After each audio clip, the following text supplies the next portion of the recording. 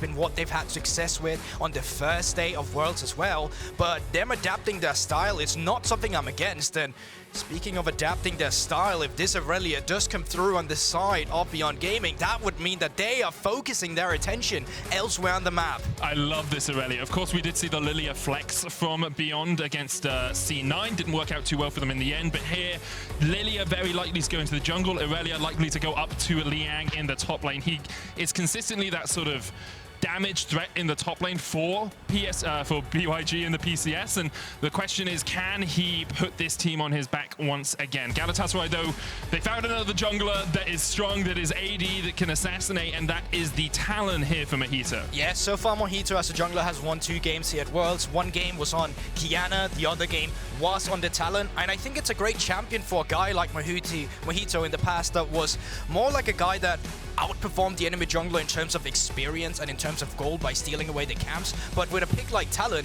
you're allowed to acknowledge and show your mechanics at the same time while moving around so fast on the map to actually help out your lanes. And to solidify the last mid laner here, it's going to be Zoe for Bolulu, and having a mid laner with priority in the early game is going to be so pivotal for this series in terms of where they want to lead their resources. Emily was talking a bit about it on the desk, but the fact that you get to dictate where you want to put your pressure in the early game and what stylistic and top side or bot side you want to play for is going to be super pivotal for the entire series. It's something Bolulu's been really good on during the regular season in the TCL as well. 4-1 on his Zoe, 14 KDA on it, and when you team it up with a roaming jungle threat like this Talon, it gives Galatasaray this really strong top side of the map, which is what has worked for them so far in play-ins. Kino going towards the LEona, very strong support pick. I think Kino generally has been a bit underwhelming, so putting him on a tank that has easy engage tools makes a lot of sense for Beyond. Yeah, definitely. And while this Lucian most of the time has been seen go down towards the bottom side of the map, you can still proc the new passive he got with a jungler with some slow or anything, able to open up some CC like a bubble for Braum if Bolulu were to go up here. But it's going to be interesting to see. So far, 2 supports have been moved away from the Lucian. Nami, as you said yourself, an obvious ban, and then Alistair as well to deal with some of the aggression you also get from LEona, and LEona specifically, one of the best supports we've been having the entire tournament. She definitely is. As I'm just about sorting out my microphones, apologies for that. There's the Vayne locked in for Beyond, putting a lot of eggs in the Doggo basket. A very short range AD carry, actually not locked. Being baited slightly by the overlay there. Looks like Vayne was just hovered. Kaisa will be locked in at the end. Actually something we saw Doggo have a very good performance on at MSI with PSG. Yeah, it was something we talked about as an AD carry as well. One of these champions that kind of fell out the meta since you don't really have this sort of backline dive that we used to have when Nocturne was in the meta and it was all about dogpiling. But now when you already have the Irelia, that's going to be a problem for the enemy to deal with. Having that LEona to facilitate and engage, getting that extra AD carry to dive in on the backline won't be all too bad if you're able to accelerate your lead, which Doggo quite frankly has been in every game he's got so far, even though he was on the losing side. Beyond, once again, putting a lot of eggs in that Doggo basket. Of course, having the Irelia alongside, it does give you some more dive threat. It's kind of reminiscent of these compositions we saw throughout summer, where you had like Nocturne, Kaisa, who would dive onto the backline. This ability to assassinate the enemy. We'll see how Beyond are able to utilize it in this game. But on the other side, Crazy's gone up towards his Kennen, played it last time these two teams met, and was dominant on that pick. Yeah, I already like the quick adaptation that's coming through from the last picks of Galatasaray. The Braum super nice into Irelia that likes to get into your face. If you can just auto-attack her once and all of a sudden have your teammates stun her up, can be a super easy target to blow up if you are able to Remnants all that damage down. And then obviously you have the Kennen. If you have an enemy team composition that wants to dive into you, you're not relying on a flank. You can just have a zoning Kennen ultimate or just stand on top of your carries and wait for the enemy to come into you. And come into you, there's a lot of that. You have the Yone, you have the Irelia, the Lillia to facilitate some sleep, and obviously the Kaisa and LEona for that backline dive. So Beyond Gaming, with a team composition that's very reliant on their solo laners, which is something I did not expect coming into this one, but I'm loving it because if you are able to challenge Galatasaray and their solo laners, then you're able to challenge them on their strongest win conditions. This is the debate that we had before this game really started. Galatasaray so often a team that plays around mid-jungle into top. You know, get that top side of the map ahead, leave bot side a little bit on an island. Whereas Beyond have always been focused on, well, if we can keep it sort of an even keel in the early game, get Doggo ahead, he will then carry the game for us. Here it feels like Beyond put a lot more impetus on that top side of the map, as you say, with the Irelia, with the Yone. I will say, it's only the second time we have seen the Yone picked here by Maoan in the mid lane. Played against C9 as well. They did end up losing that game, but I think some people would say Galatasaray and C9 are slightly different caliber of opposition. Yeah, definitely agree on that one. And it also goes back to what we talked about. You know, Beyond Gaming coming from PCS, they look like an entire different team to what actually showed up here at the first stages of play-ins. Did not look like the team that was challenging PSG. Just quite frankly, looked like Doggo Esports. Like that was what we saw come out from Beyond Gaming. Galatasaray as well, a team that Emily was talking about that came in with actually some sort of weak early game from what they had in TCL. They weren't very proactive. Then all of a sudden, first stages of play-ins, they started to be proactive. And you need that as well with a talent like this now that you're drafted for yourself that has Ignite in the jungle to try and shut down the top side of the map. Because if this game snowballs in favor of Beyond Gaming, not only are the champions super scary once they get early shield bows in, Galatasaray as a team and stylistically does not perform well when they don't have a lead at 15 or 20 minutes. Galatasaray tend to lose games when they're behind, even if it's only a small amount of gold. And consistently in the TCO, they were ahead 19-1 in gold leads. That was their win-loss across the course of the regular season. Here we see nothing too inventive from either team to start us off. A couple of wards being placed down, but really just to get a small semblance of vision more than anything else. It looks like junglers might be starting on the same side of the map. Zergsting and Alive could look just to start in the lane here to get that early level 2. Yeah, really to no surprise at all. I think obviously the top laners are going to be making their way up towards the top side when you have a lane that's so easily snowballable as the Irelia into the Kennen. And a lot of pressure is going to be on Crazy as well. In the past, in TTL, he is a laner that has had a lot of forward percentage to the point where he's really good at getting an individual lead for himself, but also to the point where we've seen him get caught out a lot because he is making some ego plays, he is making some skill checks on his opponent to see how well they actually are doing. And that's something that can be punished by ganks. With Husha pathing up towards that top side, that is definitely a possibility for Beyond. Early on though, both junglers just looking for that first full clear. Looks like Husha has the slight advantage. Lillia, of course, strong AoE, a very good clearer through the jungle, and with all that extra movement speed can work her way through these camps pretty quickly. But also just taking stock at it so far, it seems like it's the Galatasaray laners that are building up these slow stacked waves, and you know, having a Talon that can move up to the top side of the map fairly quickly. I'm not saying they're going to go for a dive just yet, because the Lillia is pathing up here and they should have the intel on that. But I'm saying that if there is a Scuttle Crab that they want to fight for in the early game, so far it just looked like Galatasaray would have the lead on that, with now Mojito making his way up here as well. I mean, all three lanes are pushed in for Galatasaray, kind of to be expected in the Kennen to Irelia, because you have range advantage. Zoe into Yone as well, you have the range advantage. And even in the bottom lane, well, Lucian can sling out twice as many bullets as Kaisa can. Kaisa's Q nerf actually really cost her in terms of her early lane clear. So all lanes pushed in for Galatasaray does give Mojito roam of the map. He can do whatever he wants, but usually what he does with this is he goes in and steals away jungle camps. He doesn't always go for early kills, early assists. Moreover, he tries to put his enemy jungler behind. Exactly, and with how fast the Talon is clearing right now, you can see he's doing the the Grump and the blue buff at the same time. He could be looking to move into... Wait, what happened with the blue buff? Okay, he just decided to skip it and go to the Scuttle immediately to make sure that Husha was not going to be able to contest it. And now he's going to continue skipping it, it seems, and just move down to the bottom side or look around the mid lane for any potential engage. Well, the big thing with this is skipping that gives him time to get this double Scuttle, right? Lillia has backed off, but they don't know the fact that Husha's decided to back away. You saw actually Zergsting walked up into the bottom side river to track if Husha was on this Scuttle Crab, and because Mojito skipped his blue, he made sure he got that top side Scuttle Crab before Husha could get there, and now he gets the bottom side Scuttle Crab as well, and his blue's still up. You go back, that's like the chicken nuggets you left in the freezer, right? You know they're there, you can come, you can fry them up, and you're going to get them in the end. I don't know about you, but I like that fresh chicken nugget instead of the reheated one. Hey, look, we're not all posh lads like you, okay? I can't get all these posh chicken nuggets that are fresh. I'm a frozen chicken nugget man, right? That's fair, that's fair. But with that, you know, he can still full clear the entire top side now. So the thing is, you're on this Talon right now where you haven't got off a reset yet. Oh my god. Crazy just kills him here. Flash auto? Oh, he didn't quite have the damage. Liang will back away, did have to burn his flash for it.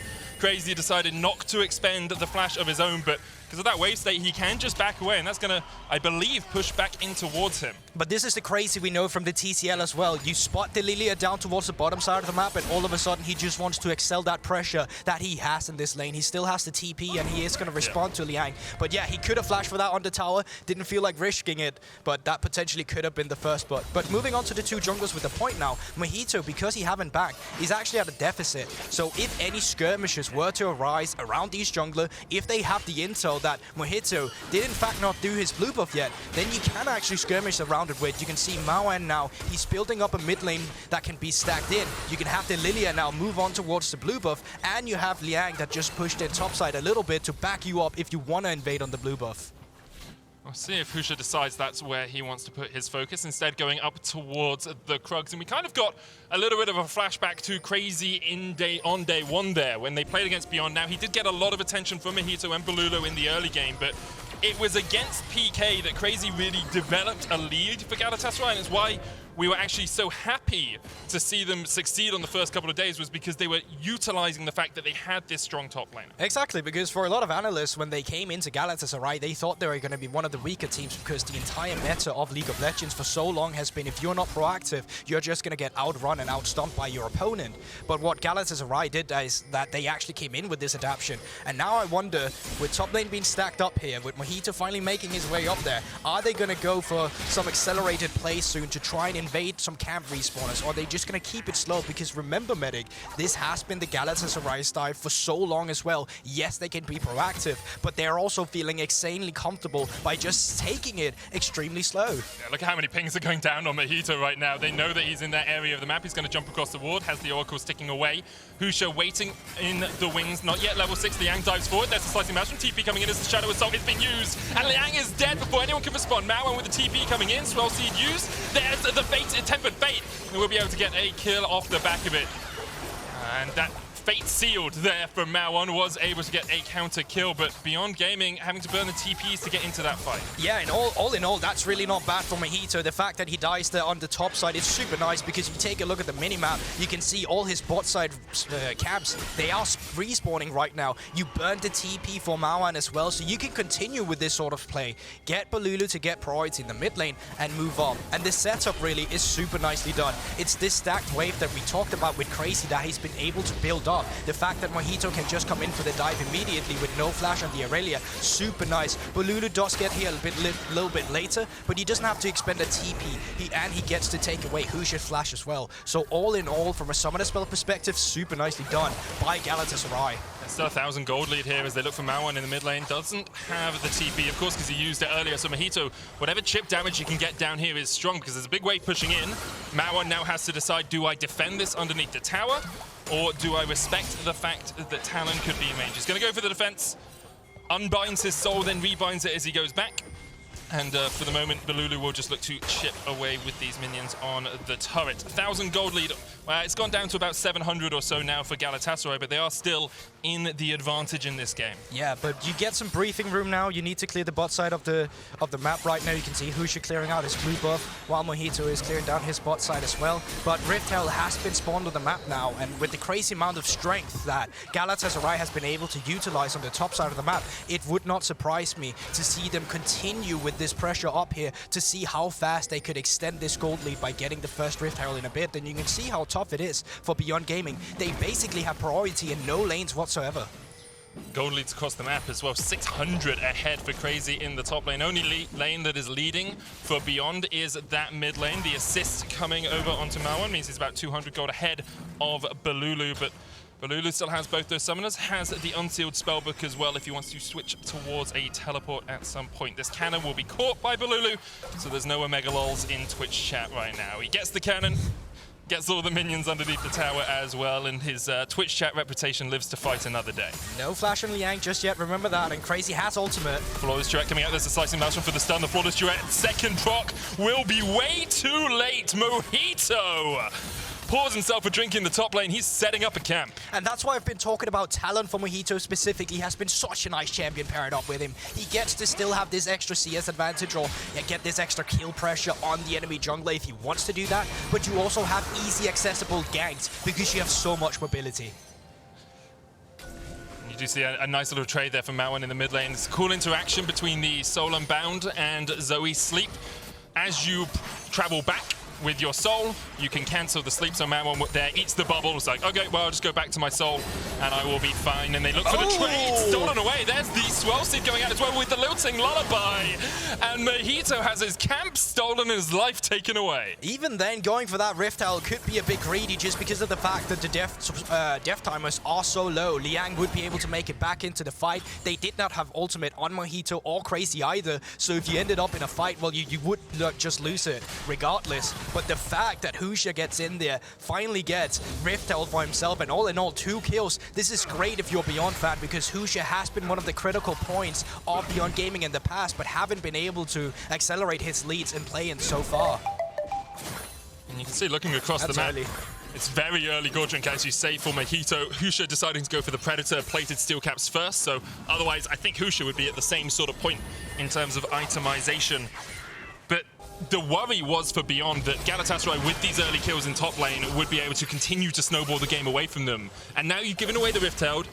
You're going onto the Dragon right now, but plates are available for Husha if he wants to put this Rift Herald down somewhere. And it's actually even on kills, so the lead for Galatasaray that could have developed has kind of dematerialized. You're completely right, Medic. It was such a nice job by Beyond Gaming by stealing that away, because I want to reiterate what we've been talking about Galatasaray essentially is they need early game leads to win. They don't actually win if they don't have these leads. They have a very slow, methodical style where they like to just choke out their opponents with the lead they have. Take it slow, and that's why the average game time of Galatasaray is one of the slowest we have in play-ins as well. So as a Beyond Gaming fan, you also love this, because usually your win conditions have been Doggo towards the mid to late game. It has been able to play around him. Being from behind isn't really the same issue there as it is for Galatasaray. Yeah, we talked about Galatasaray wanting to get that top lane pressure, that top side of the map pressure, and they managed it for a bit, and then it started to crumble a little bit. And now with the Rift Herald going down in the mid lane, you can see Maoan just trading onto Mojito here. Rift Herald's going to charge in. They won't get all the plates, still 2 remaining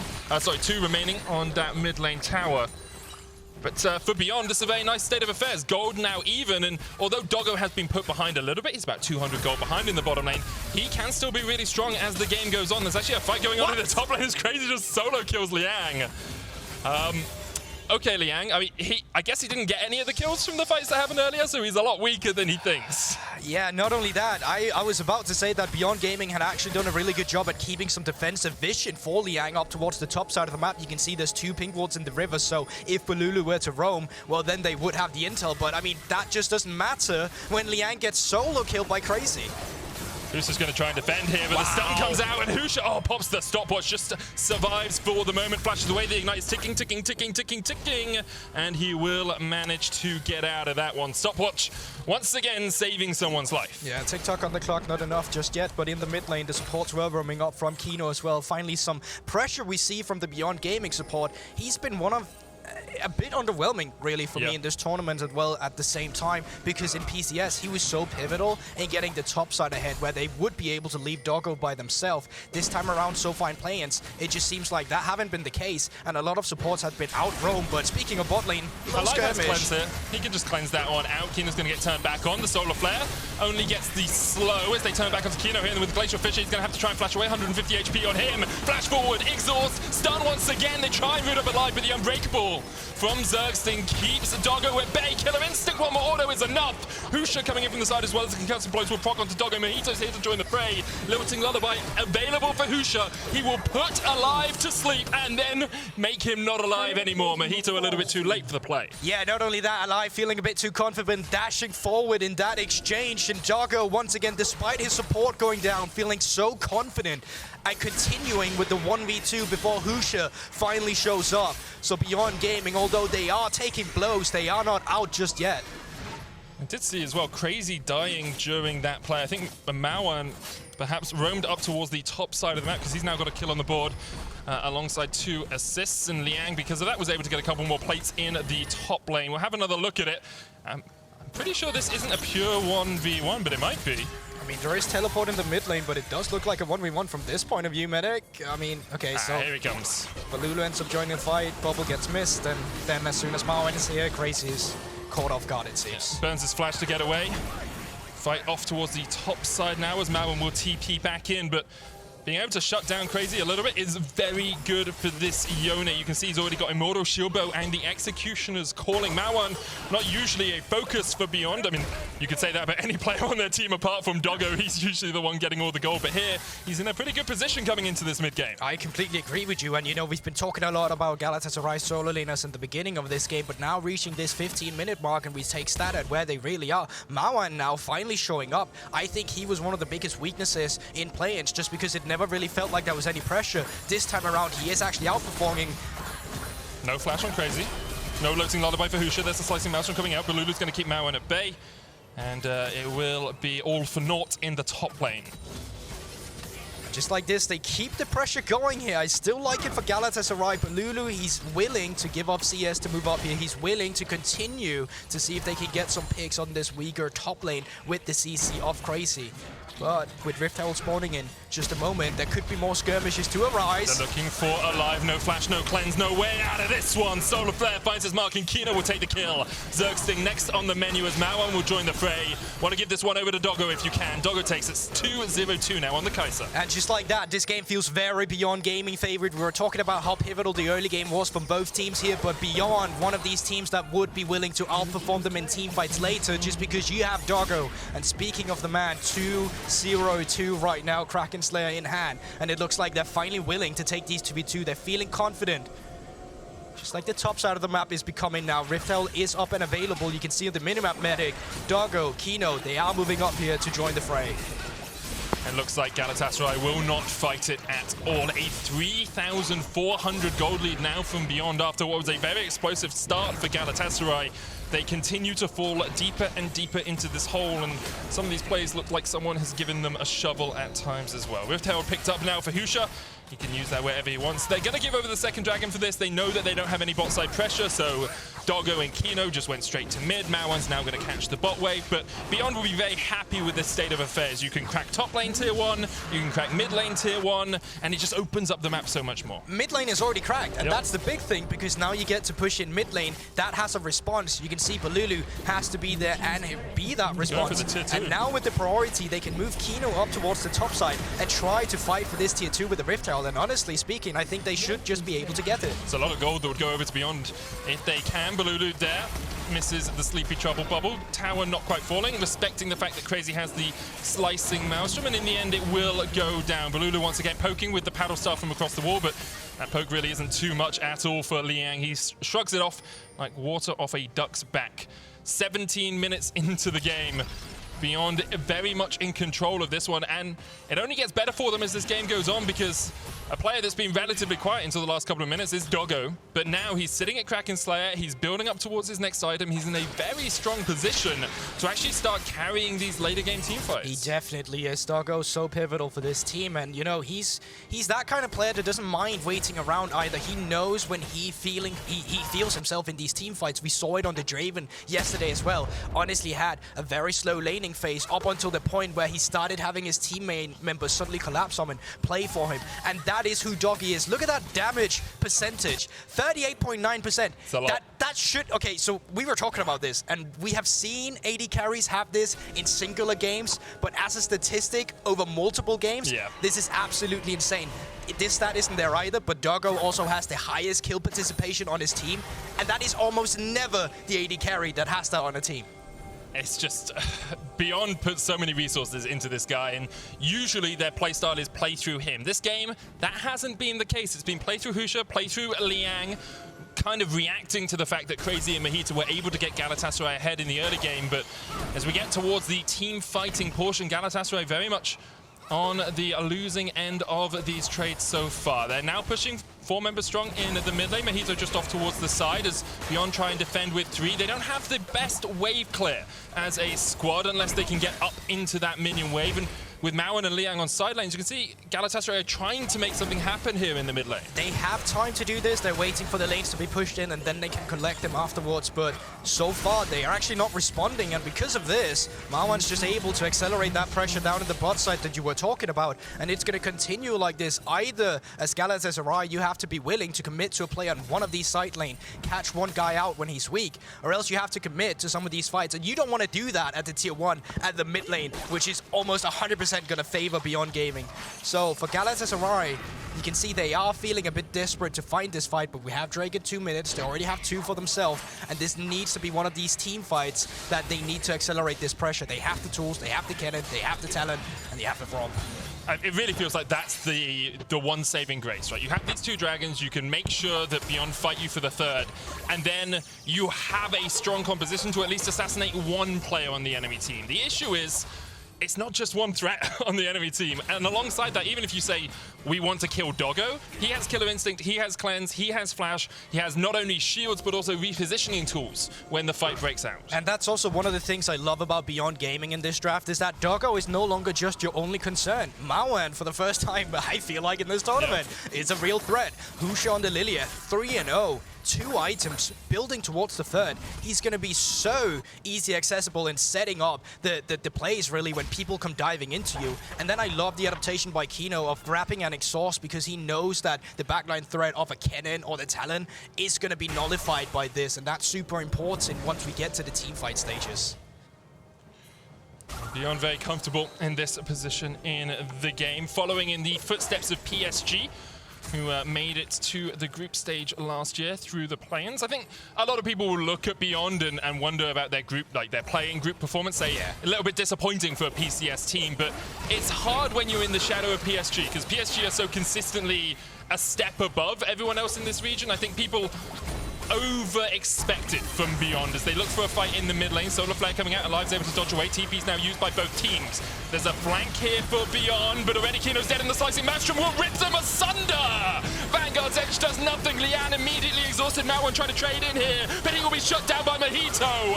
And Galatasaray, seemingly out of nowhere, find the fight they were looking for. And that was just so overforced for the side of Beyond Gaming, and it looks like Bolulu, he's not even done yet. You are up against Doggo, and you are going to have to bail out after that one. Doggo doing some good trading there, but that was Beyond Gaming looking for that fight. They were the one who flashed in, and honestly, it leaves me with some question marks, because they were the one who was pushing in the mid lane. They were the one with vision control around to Drake, and you could have just waited for Galatasaray to come into you rather than moving on the support here. Really questionable plays, really.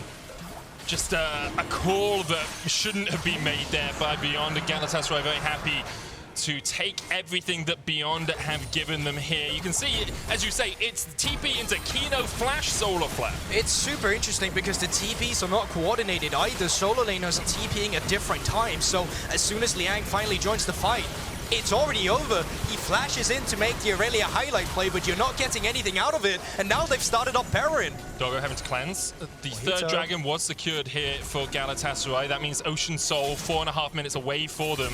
They are still a little bit behind in terms of pocket wealth, 3,000, 4,000 gold, thereabouts the difference between these 2 squads, but we've seen Galatasaray, if they can get a good engage from Crazy, if he can get onto that backline with a slicing Maelstrom, he just rips through Beyond. That's also an example of how it looks like if you're able to split up the members of Beyond, if they're able to come in at disjointed times, because as a whole cohesive unit, diving onto you with the backline dive, there is some Beyond Gaming, they're super difficult to deal with. But if you can pick them apart, then suddenly that job becomes way easier. And now it's come to the point again where Crazy, once again, is in charge of these side lanes. You can see Galatasaray as a unit are playing these 2 lanes because they can afford themselves to do this. Maoan is pushing the bot lane. It's going to take ages before he reaches the tower, and because of this, they get time to play around with. They get time to be proactive. Shadow Assault onto Liang. He's going to use the Vanguard's Edge and try and dive back onto Mojito, who is dead. Liang in the 2v1 manages to get away until Bolulu flashes for the final order, but now Beyond know they have a man advantage in the mid lane.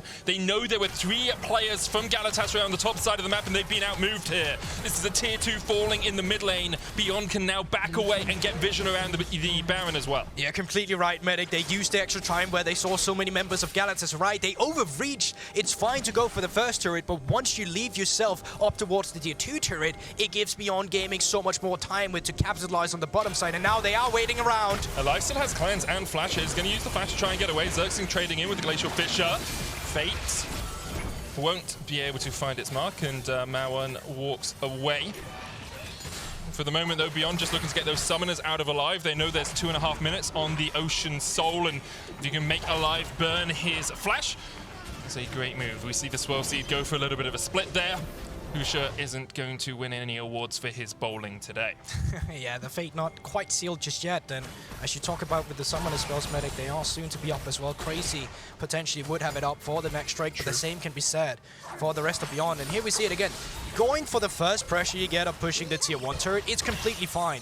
But continuing on the dive then really leaves open the rest of the map. Even if Liang ends up going down here, you've already spent so many resources up towards the top side of the map. You had Zergsting moving up as well, and realistically speaking, you only had Alive left to defend your tier 2 turret in the mid lane, so it really left open the rest of the map. It really felt like Mojito and Bolulu just overestimated the damage they could get through. You have to remember that W Defiant Dance on the Irelia, that reduces, you know, up to like 70% physical damage while it's being charged, and up to 40%, 35% magic damage while it's being charged if you max it out. So obviously Liang won't have it maxed here, but there's a lot of damage reduction coming from that singular ability. And because of that, Mojito pays for it with his life. Second item complete now on Bolulu, though he has that Rabadon's. If we see Galatasaray in a position where they can poke, where they can get some of that chip damage down first, can put Beyond in quite a difficult situation to fight, but Beyond will be very willing just to run straight at Galatasaray, assuming they can keep Crazy at arm's length. And this now, the next minute, also becomes a battle of control, Medic, because it is that Drake that respawns in 1 minute. It is that Baron that still can be threaded, especially because Doggo is on the Kaisa with 3 items and the Rage Blade. So you can see right now, Beyond Gaming just taking over control of the entire map. They have the top side in a favorable position. Bot side is slow pushing in towards them, but right now they don't care about that. Right now they only care about the mid lane control to just threaten the Baron, threaten the potential Drake. Of course, that Scuttle Crab helping Galatasaray out quite a lot here, as they know Beyond can't be walking straight towards it. Husha caught with a Sleepy Trouble bubble. Takes about a 1/5 of his HP, and Crazy now in a really good flank position here. He's on a control ward, but pops out a shuriken there and will be spotted. Doggo down, lost about 500, 600 of his health. Galatasaray continue just to step back into this fog of war. That ward is going to help out Beyond quite a lot, but it's immediately swept away by Crazy. You can see the sweeper on the Kennen, sweeper on Mojito, and sweeper on Zergsting. Definitely helping in Galatasaray gaining vision here. Beyond trying to set up around this dragon. Ocean Soul up for Galatasaray. In 5 seconds time would be Beyond's first dragon of the game, but Galatasaray are looking for this fight. Oh this my could be lord! Where the battle's won, as you say. Husha forced away, can heal up from jungle camps, but there's a sleep once again onto Liang, and Bolulu continues to land these. Liang forced to walk away. Husha's healed up, has used the smite, but has another one coming in about 10 seconds time. Galatasaray now have control of the battleground, control of this war zone. Beyond in that bush, just trying to hide, trying to keep Galatasaray guessing as to where they could be. Husha still there, Liang back, but look at the damage from Bolulu, and the fight begins and the Ocean Drake is secured. TP is coming in, and Beyond, you have to take this fight right now, because otherwise you're just going to lose to the Ocean Drake. Flawless Strike coming out, slicing mouse from Muse as well. Doggo diving into the back line, and there's damage. Maoan takes one. Liang's able to get a kill up towards the back, as well as Husha tries to dive onto Alive. Bolulu, Zergsting, and Alive retreating, stepping back, walking away from Beyond right now, but Husha still on the chase. No losing Lullaby, but he gets the slow with the Swirl Seed.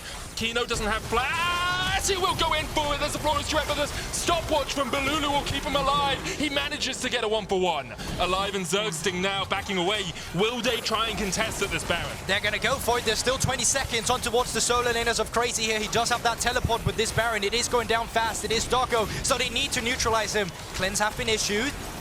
Cleanse away from the Winter's Bite to the slow. That's the Baron low. Husha, no smite, no smite, no smite. Alive, alive, but not for very long. Shutdown comes in. Husha keeps the Baron aggroed, and Beyond play that about as well as they could.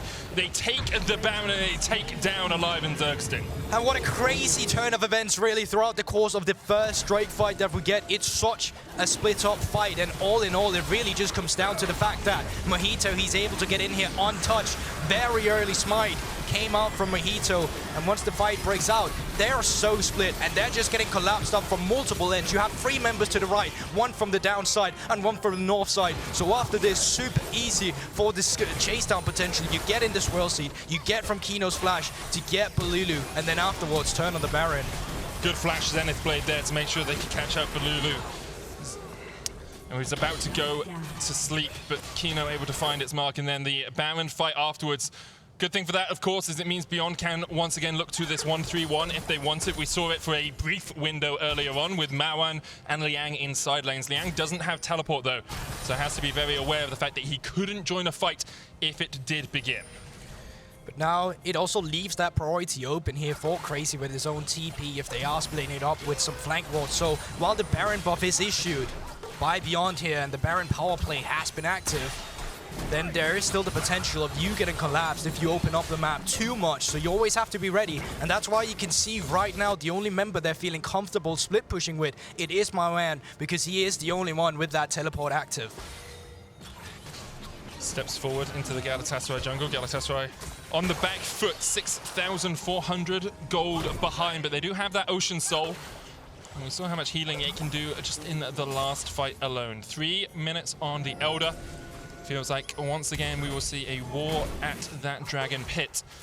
Beyond trying to get the waves pushing in at the same time. 2 Baron buffs on them. Sleep's gonna land there, but counter sleep used. Lilting Lullaby there, expended by Husha to make sure that Bolulu couldn't actually get any more damage down. Maoan will continue to push in this bot wave, but has to be cautious, has to be careful, because Mojito and Crazy are on their way. The rest of Beyond on their way as well. And looks like Maoan wants to trade this one in.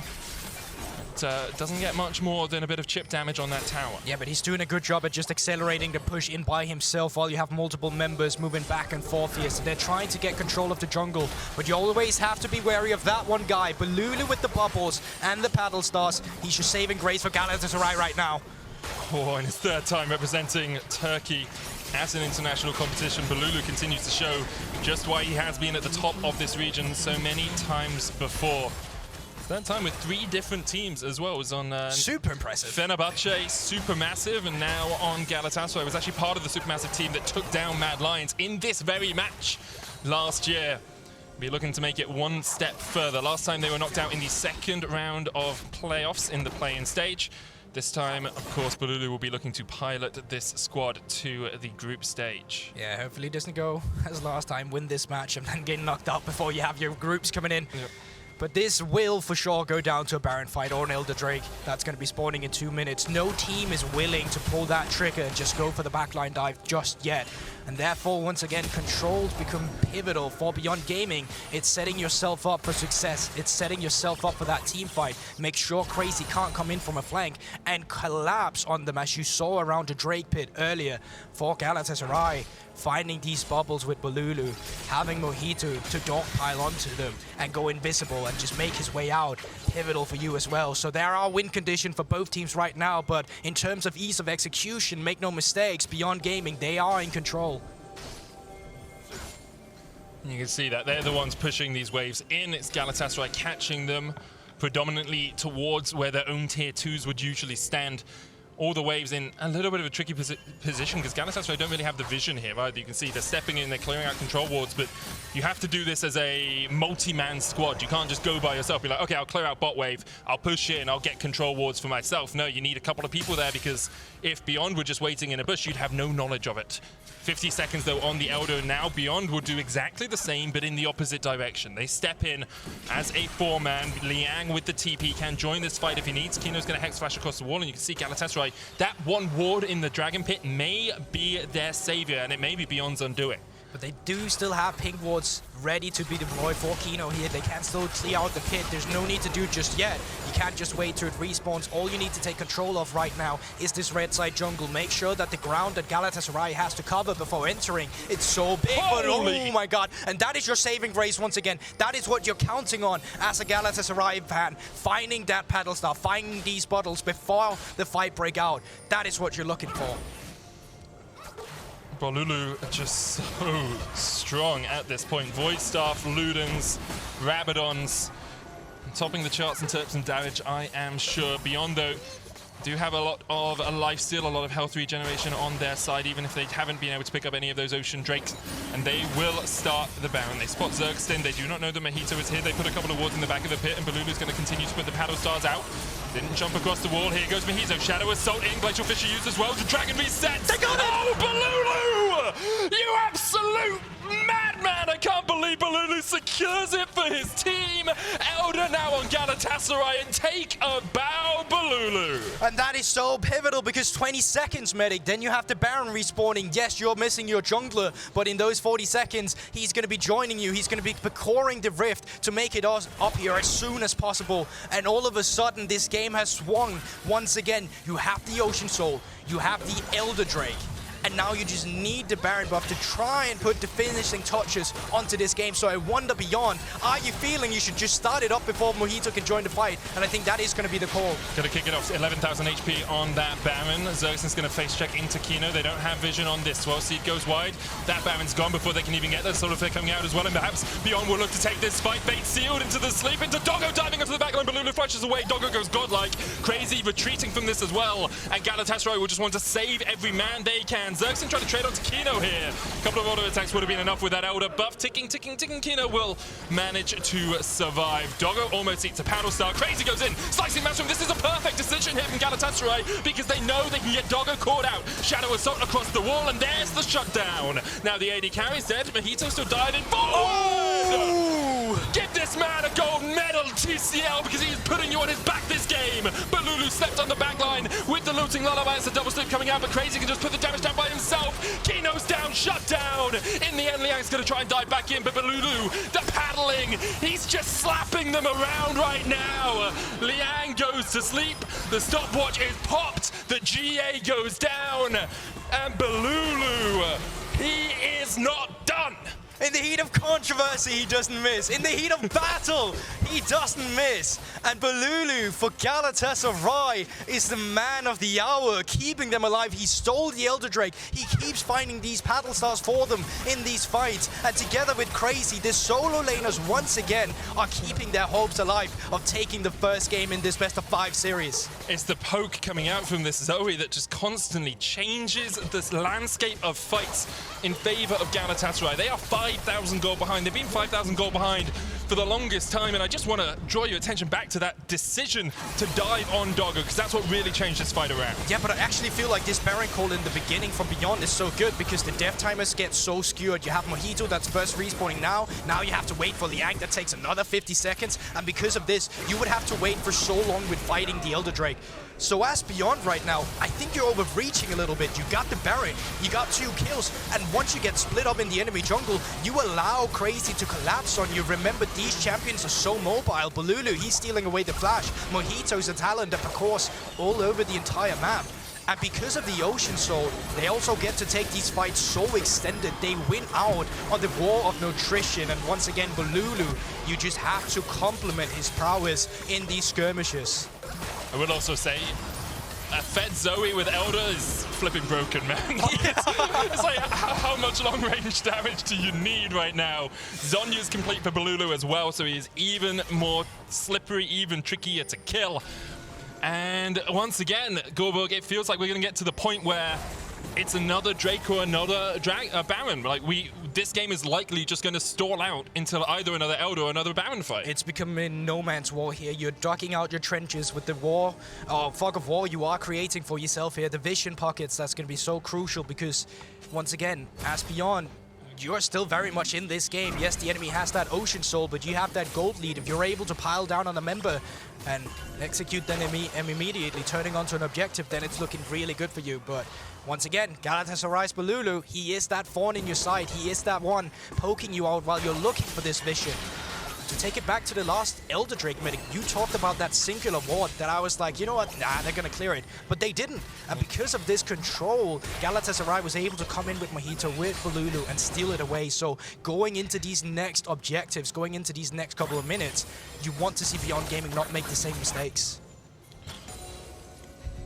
Well, let's take a breath before the storm, because it's waiting on the horizon. You can see thunderclouds in the distance, and you know we're about to get a little bit electrified. Crazy will be looking to dive onto that backline. No flash for him for about the next minute or so, but it will be up around the time the Elder Drake respawns, and now it's actually Galatasaray on the front foot. You can see Beyond giving a little bit of ground, moving back their trenches because they know Liang is pushing in this side lane. Eventually someone will have to answer that, but I'm not sure Liang is confident enough to actually pressure that inhibitor tower. It is chipped away, but he can't really step up there and start slapping it. It's also the fact if you don't have vision on all members, Mojito can be in the side lane and be back at Drake in the span of 20 seconds. Yep. So you really want to make sure that you're not the man costing you the team your lead in this one. And as you said yourself, the only reason it becomes a bit slow, it is because that they are extending their pressure out on the broader map. But for Galatasaray here, take notes to the wards behind them, because this is the important part. What they used their time with when they had that mid lane priority was to create potential flanks for Crazy to come in with the Kennen, and has still not been cleared out. So Beyond Gaming, if this is not cleared out, this could be a fatal flaw in your promising plan. Crazy is on a ward here in the mid lane though, so if he backs off to about this position, then TP's in, it will be known. Now he's going to step into the fog of war. Beyond have priority over that mid lane so they can push into this jungle. Mojito still waiting in the wings. Importantly, Galatasaray do not have a ward on the dragon itself, so they don't have that sneaky little bit of vision they had before. Husha has to flash across the wall. Zergsting now stepping forward. Galatasaray emboldened, emblazoned by the fact that Bolulu continues to land this poke, can push themselves into the river, but it's through a choke point, which is always a little bit tricky. Husha back to about full HP after healing off a single camp. Why on earth champions can do that, I will never know, but he's done it for now. Elder Drake started up. Husha, no smite on the Lillia. Doggo's gonna keep it aggro for now. Bolulu once again. Kino down to half HP. That's the tank. It is Azonya's LEona, so not as tanky as perhaps she might be, but you can just see the damage that Bolulu can do by himself with a single paddle star into the sleep. Fate Seal will get him away, and Maoan will be just outside of range. That Elder is still ticking away. In fact, it's not, but Galatasaray didn't know that, and nor did I. We were in the same lack of vision as they were. Liang pushes in the mid wave. Look at where the waves are. Bot lane pushing in towards Beyond.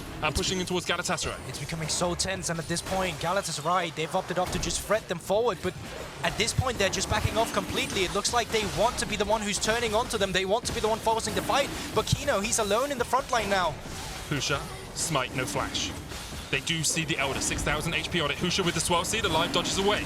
TP coming into the mid lane, that's Liang going to try and join this fight, but that's 4,000 HP already on the dragon. You can see Galatasaray are looking for it. It's taken, alive will secure it, and now the Elder Drake means that Beyond have to run for the hills. They have to run for their lives because already one of them has died. Husha down. Liang puts the Vanguard's edge out, has to flash the wall, but Mojito's on the chase. Doesn't have the Shadow Assault, but can still force himself forward here. Liang falls asleep, and that Guardian Angel's more like a Guardian Devil, because Galatasaray very willing to take you as soon as you die after it. Now, 19 kills to 19, Galatasaray will force themselves down this mid lane. And Beyond Gaming, you can't forfeit an objective like that. Once you've started it, you have to flip it. If you don't flip it, then the enemy will just take it. And that's exactly what happens. And now, still the Ocean Soul, the second Elder Drake, and Bolulu now with a flash in hand to execute anyone with a single paddle star. Got to give credit to Mojito and to Galatasaray as a team. There were a few fights around these objectives where they were behind, but they secured the Soul, they secured the first Elder, they secured the second Elder, and they continue just to push forward here. The Nexus Towers are the targets here, and they will fall. Galatasaray from behind strike first against Beyond. And this is the adaptation we want for both teams here. They came in exceeding the expectations. Beyond Gaming actually have champions to play for in the top side, leading Doggo to come in as the Kaisa later, but it worked out them for so long in the mid game until they were no longer able to keep their ground. And for Beyond, it's the objective setup. It's the fact that it wasn't really ever in their favor. And then Bolulu on that Zoe how he were able to claw his team back into the game with his singular play. It's absolutely incredible, and it sets a good foundation for this best of 5. It really does, and I think Beyond will be looking at it and being like, well, a single smite here, a single fight here, we would have won that game. It would have been over and done if they didn't have Ocean Soul, if they didn't have the first Elder, if they didn't have the second Elder. We could have taken that fight. It definitely sets us up for what is likely to be a very exciting series for the rest of the day. Of course, not our only series of today, because we have Peace versus Red later